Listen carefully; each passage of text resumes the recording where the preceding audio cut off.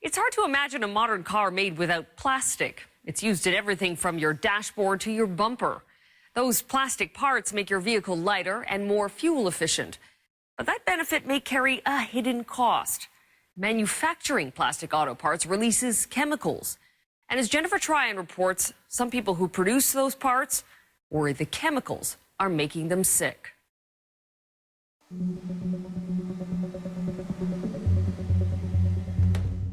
As soon as you walked in, the odor of the material that we were working with would just knock you over. With a lot of smoke, it would smell. Some people would complain of nosebleeds, headaches, so we'd open the door. Factory work is hard, dirty, and can be dangerous, but it can also mean a bigger paycheck. It was either secretarial or get into the industry. The industry was better paying, so that was the option most of us took. Sandy Knight was 19 when she started working at a car parts factory. You went in there and it's just do your job, don't ask questions. Sandy was like thousands in the 1970s, landing a job in Canada's car-making capital, Windsor, Ontario, where Chrysler would manufacture its runaway bestseller, the minivan. And it was across the river from Detroit, making it a major supplier to the Motor City. They had no idea it would launch an automotive revolution. The Windsor plant was already operating at maximum capacity and could not keep up with the demand for the vehicles. In the 1980s and 90s, that demand was making car makers very rich. But one man suspected it was also making a lot of other people very sick. This particular hazard map, what we would do in the focus groups is we would ask people to draw their workplace.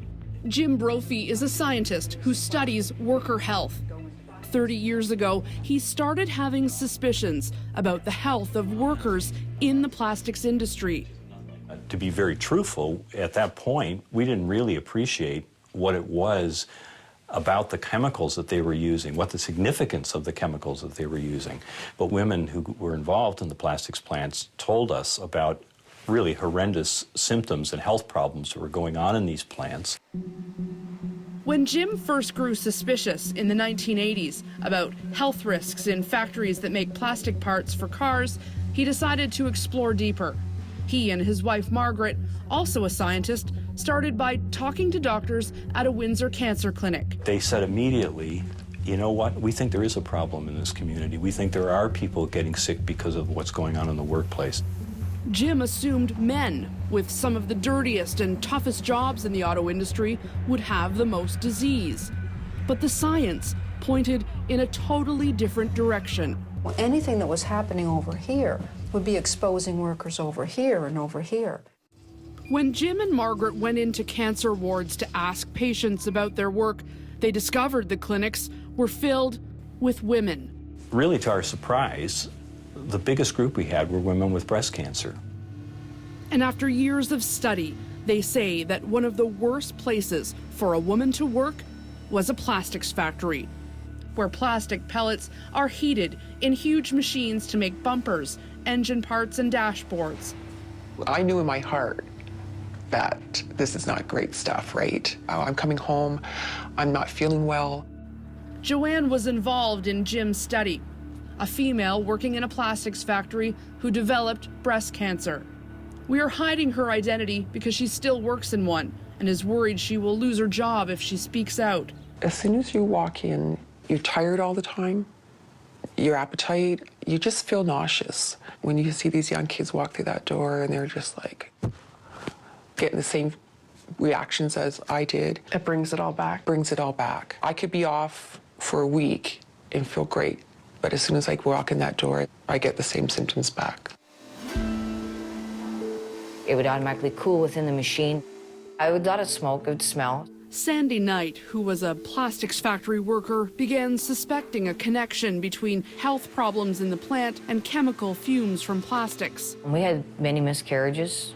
We had sterility with some of the men in there. We did have some different types of cancers in the earlier days. But again, that you're suspicious, but you don't know. If you were camping and you go by a fire and somebody's thrown styrene cups into it or, plastic products, everybody runs and holds their nose. Well, that's what's going on in these plants. These things are heated. I don't think you can have, really, in my opinion, a safe level of exposure to these things. But by the late 2000s, the smell of burning plastic was not as common as it used to be in Windsor. The auto industry in Canada was in deep decline as jobs moved south and east to places like Alabama, Mexico, and China. Work making plastic parts, the parts that make cars lighter and more fuel efficient, were some of the last well-paying jobs in town. But time in the plants may have come at a cost. We found a lump, and I went in, got diagnosed, and I remember going to the cancer clinic and them asking me where I worked, and they told me don't go back. But at that time, I had no choice. I had my annual mammogram. Within 4 weeks, I was at a specialist, and it was exactly 4 weeks after that I was in the hospital I was stage 3. Stage 3? Mm-hmm. So what did they tell you? You have breast cancer, and it's evasive, and it's fast.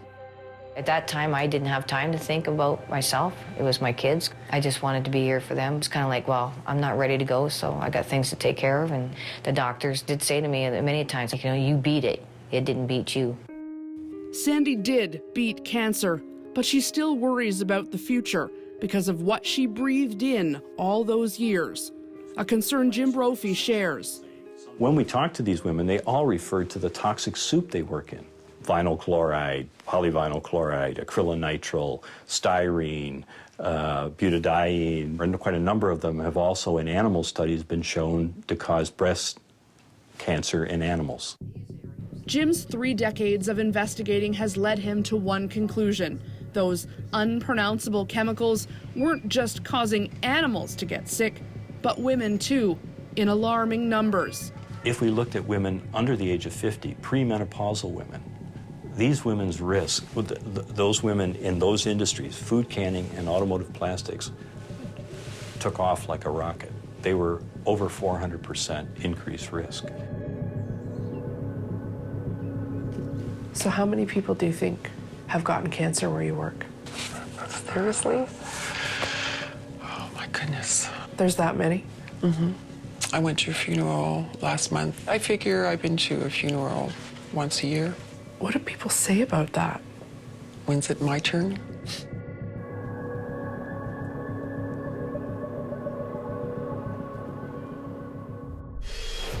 Next, we ask why factories don't do more to protect workers. You don't expose people and then wait 30 years and go, whoops, oh, didn't know that.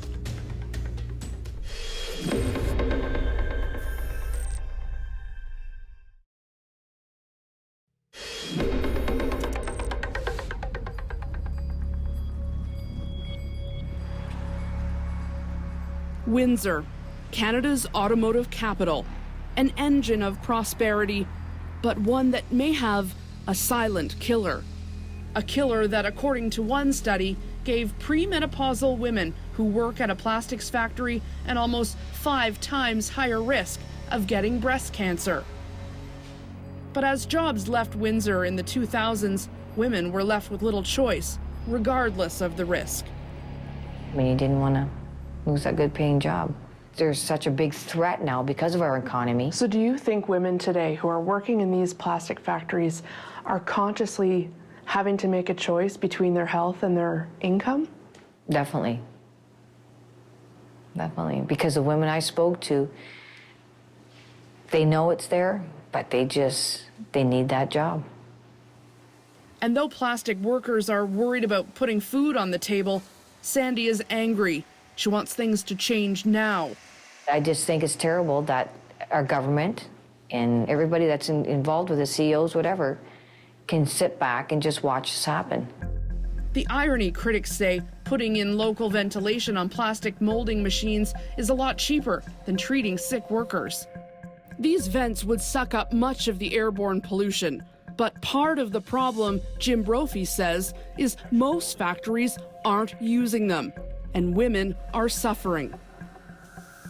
they're the most highly exposed population. So if you're concerned about the potential effect, you must be looking at their health. I think the prudent thing to do is to act at least to prevent and reduce the exposure of people in these environments. But in most cases, the government hasn't required factories to put in ventilation systems. That's because most companies are passing air quality tests without these systems.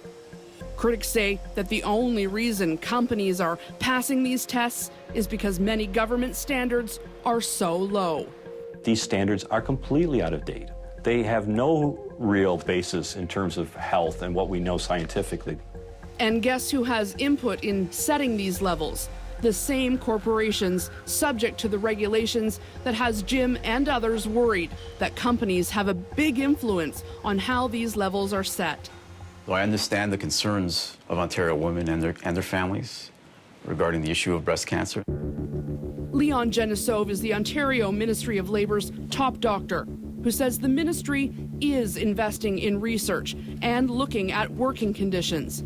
He insists that it is government, not the industry, that ultimately decides how the standards are set, and the government is listening to workers.